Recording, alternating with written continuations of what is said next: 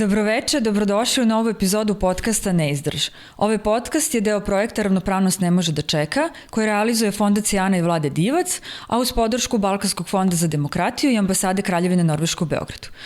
Moj gost danas je Bojan Urdarević, profesor radnog prava na fakultetu u Kragujevcu. Bojane, dobroveče. Dobroveče. Danas ćemo pre svega razgovarati o neizdržu koji nas vodi ka tome da izađemo iz naše zone komfora i o tome koje sve dobre stvari, do kojih se dobrih stvari dovodi taj iskorak koji mi pravimo. Kada smo se mi prvi put upoznali, našli smo se oba u jednoj novoj situaciji. Naime, mi smo zajedno trebali da radimo na izradi 2 priručnika o radnom pravu za zaposlene i poslodavce, ali sa akcentom na rodnu ravnopravnost i na prava žena, na radna prava žena i sa, da kažemo, jednim posebnim osvrtom na žene iz ranjivih i marginalizovanih grupa. I kada govorimo o tim stvarima, mi smo se našli u jednoj situaciji, a to je da je počela i korona, da je bilo vanredno stanje, da smo potpuno morali da promenimo, da kažemo, prosto pristup radu i organizaciji rada je bio drugačiji, tako da mi nismo mogli da se nalazimo, nego smo se uglavnom čuli telefonom i razgovarali o tim temama koji su, s jedne strane, za mene radno pravo bilo novo, s druge strane možda taj neki kontekst rodne ravnopravnosti oblasti toga za tebe. Ali ono što je negde meni bilo jako važno, to je da smo mi tome nekako pristupili iskreno i kroz te razgovore smo uspeli da možda izađemo iz tih zoni komfora u kojima smo do tada bili i da napravimo ta 2 priručnika na onaj način kakav je, da kažemo, negde bio potreban, a to je da govori jednim jasnim jezikom, plus rodno osetljivim jezikom, a da nije u onom kontekstu, da kažemo, akademskih tekstova kakvi inače smo navikli da čitamo kad je u pitanju pravo i radno pravo. Sada, ono što sam ja negde kroz razgovor kasnije i negde shvatila jeste da si ti često tokom života bio u prilici i birao da izlaziš iz zone komfora, da biraš neke poslove koji možda nisu, da kažemo, na prvu loptu negde u tvojoj idealno bili zamišljeni, pa za taj neki početak bi volao da nam kažeš koji je to tvoj neizdrž bio i šta je to što je činilo da ti izađeš iz zone komfora? Pa evo, ne bih baš rekao da je to neki bio neizdrž, ali mislim pre svega da sam ja imao tu sreću da su mi se otvarale neke mogućnosti koje baš nisu bile usko vezane za ono što radim. I nekako sam očekivao i želeo da probam i to, iako sam znao da sam početnik u tome što radim. Dakle, potreba da neko proba nešto novo, mislim da je više vezana za karakter tog pojedinca. Da li je to dobro ili loše, to na kraju će vreme svakako da pokaže, ali meni su se kroz karijeru tako otvarale neka vrata, možda koje nisu usko vezana baš za radno pravo, recimo oblast sporta kojom se sticam okolnosti bavim, arbitraže, razna mirenja, posredovanja i tako dalje. To su sve neke oblasti u kojima sam se oprobao. Ne mogu da kažem da sam ih ja tražio ili inicirao da se dese, one su se samo desile, a ja sam prihvatio tu šansu i pokušao da budem što bolji mogu. Naravno, u početku, svaki početak je težak, tako da sam ja morao da učim, ali oduvek sam nekako smatrao da neko ko se bavi fakultetom i ko radi na fakultetu i ko želi da uči studente nečemu, mora da ima neku širinu i nije dovoljno samo poznavati gradivo i oblast kojom se neko bavi ili predaje, već mora da ima i neke interesovanja van toga. Kažem, srećom te prilike su se ukazivale, ja nijednu nisam odbacivao, prihvatao sam ih, šta više mislim da sam jako puno naučio i možda mnogo više sam naučio u tim poslovima koje sam radio sa strane nego onim koji su bili vezani za fakultet. Sva iskustva koja prođemo kao i nastavnici ili uopšte u životu nas grade i čine ono što vremenom postajemo, čak i dobra, ali i loše iskustva. Danas je, rekao bih, veliki problem u tome što, baš kad govorimo o toj zoni komfora, što mi svi volimo da budemo uljuljkani, da budemo sigurni, da budemo na sigurnom terenu, jer na tom terenu ne možemo da pogrešimo. Mi znamo šta znamo i onda smo sigurni. Sad, iskorak iz te zone komfora je uvek rizičan. jer nam na neki način otvara neka nova vrata, a s druge strane postoji bojazan da grešimo i da ćemo pogrešiti. Ja se sećam prvi put kad sam, jedan moj dobri prijatelj mi je ponudio da učestvujem u prvoj sportskoj arbitraži, fudbalskoj arbitraži, znam koliko sam bio malo i nesiguran i negde uplašen, jer pre toga nikad nisam video kako to izgleda i šta je to sve za mene bilo novo. Od settinga, znači od načina rada arbitraže, pa i do zakona o sportu kojim se do tad nisam bavio zaista i svega ostalog, to je zahtevalo dosta rada, truda, učenja i prihvatanja greške, da ćete na tom novom putu napraviti neke greške. Ali iz tih grešaka čovek uči. To je sad ono što baš mi je drago što o tome danas pričamo, jer zaista mislim da ako smo stalno u zoni komfora i stalno pobeđujemo, da ne možemo ništa da naučimo.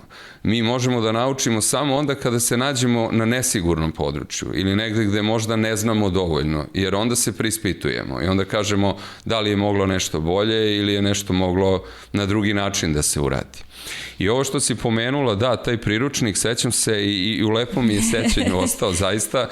I nikad neću zaboraviti komentare koje sam dobio na prvu verziju, ja ih i dalje čuvam i bilo mi je vrlo interesantno jer sam ja prvu verziju priručnika napisao u jednom strogo akademskom stilu, pa mogu slobodno da kažem dosadnom, ali za mene uobičajenom, u smislu da tako mi pravnici, ako mogu da kažem, te reči koristimo, te termine, te floskule, stalno se negde vezujemo za zakon i slično. Ali onda kad sam dobio te komentare, veliki broj komentara je bilo, a šta ovo znači? A šta ovo znači? A zašto ova reč? I onda shvatim koliko smo se negde, čini mi se našim stilom, odrodili od publike. Dakle, odrodili smo se od onih kome je to namenjeno. Znači, priručnik kao neko sredstvo, pomoćno, edukativno, ono treba da ljude informiše o nečemu, a ne da bude natrpano nekim floskulama, terminima i tako dalje. I ja sam tu sugestiju prihvatio, mislim, na pravi način i onda smo zajedno kroz tekst na kraju izašli iz svega toga i značajno ga promenili od prve verzije i rekao bih učinili ga interesantnijim. Da, pa to jeste, mislim, ja prvo moram stvarno ti se zahvalim na toj otvorenosti, jer ja sam stvarno mi nije bilo sve jedno da ja sad profesoru univerziteta komentarišem tekst i da sad menjam rečenice, jer to nije nešto, mislim, što je bilo, kako bih rekla, moguće ni kroz prosto fakultet, nego sam da ja studirala. Mislim, to ono, profesor se poštuje, kako ti sad da kažeš, ja ovde ništa ne razumem. Malo se sada te stvari menjaju, ali sam ja negde zahvalna zašto sam onda videla da se ti lepo primio te komentare i onda smo mogli stvarno da dođemo do nekog teksta koji svako može da razume, jer je meni to stvarno bilo potpuno novo. I često se šalim kada su me ljudi tada pitali od kada ste ti profesor na ti, ja kažem od kada mi je dao da mu prepravljam tekst, pošto to stvarno nije nešto što je, da kažemo, za te akademske norme, mislim, prosto ne ide tako. I ne prihvataju svi. I to je, recimo, isto nešto čemu bismo mogli malo da razgovaramo kada pričamo o tom kontekstu obrazovanja i, da kažemo, negde otvorenosti da se prilagodi sada novim prosto vremena se menjaju, eto, i prešle su sada više predavanja, eto, nisu uživo već koliko dugo. Kako je stanje uopšte sada, recimo, u obrazovanju kada govorimo o toj temi? Pa, fakulteti su uvek bili vrlo konzervativne sredine, kao i univerziteti. Dakle, oni, čini mi se, jako sporo prihvataju bilo kakvu vrstu promena. I rekao bih da je to danas izuzetno loše. Pre svega zbog toga što su okolnosti značajno promenjene, što više ni studenti, ajde sad da kažem, ove nove generacije studenta, nisu kao one prethodne. Dakle, dolazi do značajnih promena u tom nekom smislu da ni proces obrazovni ne može da bude isti. Rekao bih da je danas mnogo dinamičniji nego što je ikad bio. Potreba za novim znanjima, načini kako se do znanja danas dolazi su mnogo drugačiji nego pre 50 godina. I rekao bih negde mnogo dostupniji. Informacije su opet, rekao bih, dostupne nego ranije, a čini se da su ljudi neinformisaniji nego ranije. I mi kad smo i pisali ovaj priručnik, zadržali smo se na nekim i osnovnim stvarima, pitanjima vezanih za radno pravo. Meni je neshvatljivo da neko ne zna posle toliko godina primene radnog zakonodavstva koliko traje, ne znam, minimalno trajanje godišnjeg odmora, koje su njegova prava po osnovu rada i tako dalje.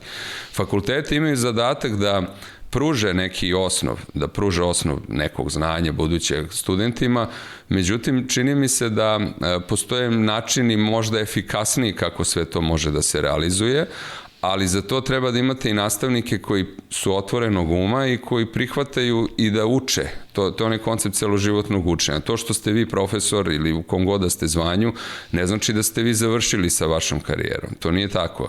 Dakle, vi treba da shvatite da samo iz vašeg rasta i napretka zavise i studenti koje ćete vi obučavati. Dakle, ne možete u stvari, ima i tih primjera da neko može svoj udžbenik da predaje ceo život do penzije, samo svoju knjigu i priču o svojoj knjizi.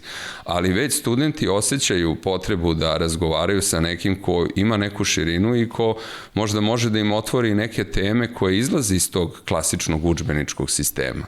Meni je žao što sistem kakav danas imamo bolonjski, koji aludira na jednosemestralnosti, na ispite koji su jednosemestralni, ne daje dovoljno vremena nastavnicima da se baš posvete studentima. Možda neki ne žele, možda neki žele, ali u svakom slučaju to je poseban izazov s obzirom na kratak period i upoznavanje i realizacije. Evo, konkretno, radno pravo i u drugom semestru mi imamo samo taj jedan period da celu materiju pređemo i onda idemo na ispite i tako dalje. Što je zaista vrlo intenzivno i nekako deluje šablonski. A kada govorimo, sad malo o toj interdisciplinarnosti, kada govorimo o rodnoj ravnopravnosti, koliko nje ima u tim kurikulumima fakultetskim? Pa ona je sad počela da biva, čini mi se, u par poslednjih godina aktuelna. Postoje master programi već, evo, konkretno na Pravnom fakultetu u Beogradu, znači pravo i rod, je tako, kao master program. U Kragujevcu ona se izučava u okviru ljudskih prava. Ima sve više i, rekao bi, kandidata na doktorskim studijama koji traže teze iz oblasti rodne ravnopravnosti, ali hteo bih da kažem jednu stvar. Ja, na primjer, kad sam počeo da se bavim radnim pravom, zaista se nisam puno bavio pitanjima roda i rodne ravnopravnosti. To je sad počelo u poslednje vreme od kad sarađujemo. I zaista sam zahvalan negde na tome, jer sam u glavi imao jednu ideju, a to je da nije mi se pitanje rodne ravnopravnosti u ambijentu u kome mi živimo, evo ako tako posmatramo, činilo kao prioritetno. A šta to znači?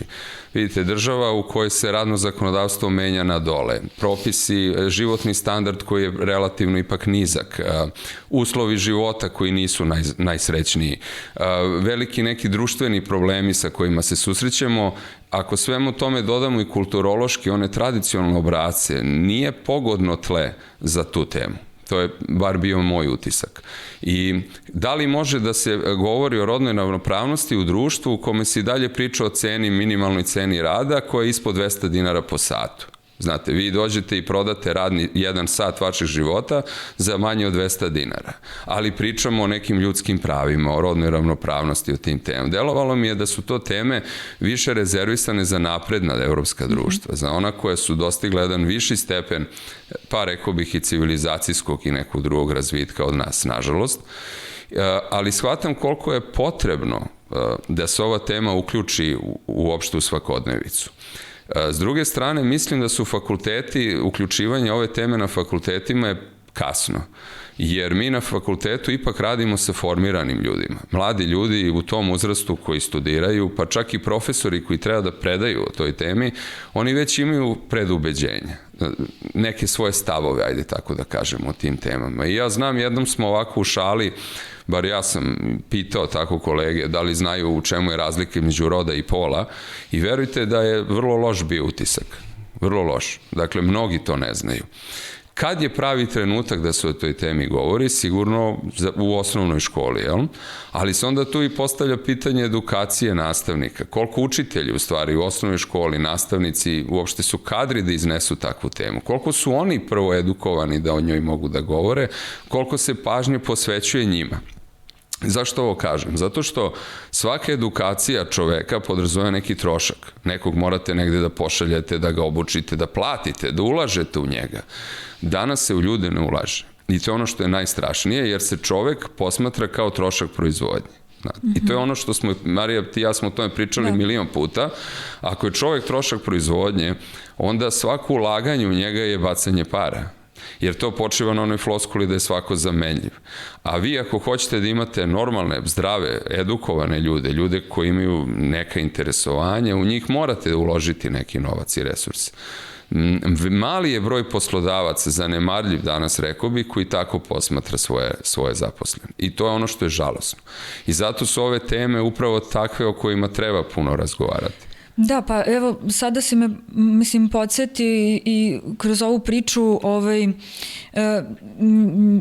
prethodnih epizoda smo pričali i o Centru za ženske studije i o rodno osetljivom jeziku i o tome kako se stalno govori pa da li je to sad najvažnija tema, uvek imamo nešto bitnije, a u stvari je jako važno da se shvati koliko je rodna ravnopravnost životna i koliko ona prožima sve sfere naših života i da je zato važno da se o njoj priča i da ona bude svuda i to je ono što smo mi razgovarali i što je lepo da si sada pomenuo koliko se eto i taj tvoj stav promenio i da se nadam da će to odviti i sa drugim ljudima i zato i danas o ovome pričamo. A sa druge strane je jako važna ta interdisciplinarnost. I ti si govorio o eri praktikanata često kada govoriš i volio bi da malo više o tome popričamo zašto je važno da to nije svako zamenljiv, da ljudi imaju to malo šire znanje, a ne samo onoga čime se direktno bave. Pa da, mislim da to je neko, da kažemo, moje zapažanje, da mi živimo, bar mi tako deluje, eri praktikanata, u eri ljudi koji prosto nemaju potrebu za nekom širinom. Glupo je generalizovati, da se odmah razumemo. Ima i oni koji nisu takvi, žive u potpuno drugačijem settingu, imaju interesovanja, ali pošto radim sa tom studentskom populacijom, vidim koliko, pa rekao bih, u dobrom delu te populacije ne osjećaju potrebu za nekim širim saznanjem, osim onim čime žele da se bave konkretno. I to jeste problem, rekao bih. A to je samo zato što je ceo naš setting i društvo, kad pogledate, u dobroj meri dehumanizovano. Čovjek više nije u središtu stvari, nego je negde gurnut u stranu i teško je objasniti nekome zašto je važno da zna o svemu po nešto. To je zaista neverovatno, čak i kad su mu dostupne informacije kao danas, on ne želi da ih prigrli i ne želi da ih iskoristi. Naravno, u obilju tih informacija i misinformacije ovakvih i onakvih, ali opet ta želja saznajna koja je nekad, rekao bih, postojala u toj sada srednjoj generaciji, čini mi se da u ovim novim ne postoji i da su dosta negde uplašeni da pogreše. I taj strah od greške je nešto o čemu treba razgovarati, rekao bih, i s mladim ljudima, jer njih društvo ne motiviše danas da greše. Njima društvo predstavlja neke obrasce uspešnih, lepih, divnih ljudi, nasmejanih i tako dalje, iako oni ne vide ništa iza tih slika. I onda oni žele te živote, ali ne vide šta je trebalo da se desi da bi do tog života došlo. I to je problem, čini mi se veliki, i zato nisu baš zainteresovani da prave iskorake u nepoznato. A svaki iskorak u nepoznato, moje neko mišljenje, da čoveka čini boljim.